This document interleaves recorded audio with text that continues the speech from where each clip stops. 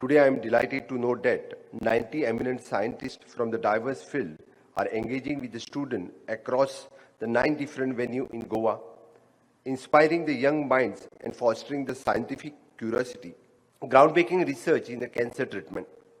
His work demonstrates how the science can address some of the most critical challenges facing humanity. Our government is committed to promoting the scientific knowledge and fostering innovation. I'm happy to announce that the Department of the Science and Technology and Waste Management has signed the MOU with the prominent national institute, including the principal scientific advisor of the Government of India. Collaboration ensures the participation of the world-renowned scientists at this Mahotsav, making it a truly global platform for learning.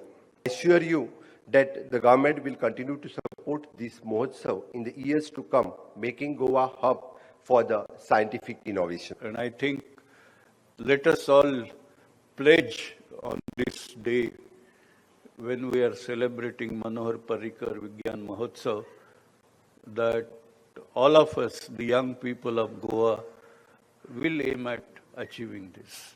We're talking about looking at young engineers, young scientists, young technologists. You may like science, you may not like science. We don't expect that 5,000 of you are going to be science buffs or science addicts or science learners, but some of you will do what we love. Remember, that's more important than anything else. If you love science, by all means, you have everybody who will advise you, who will guide you, who will take you through. If it is not your cup of tea, let it go.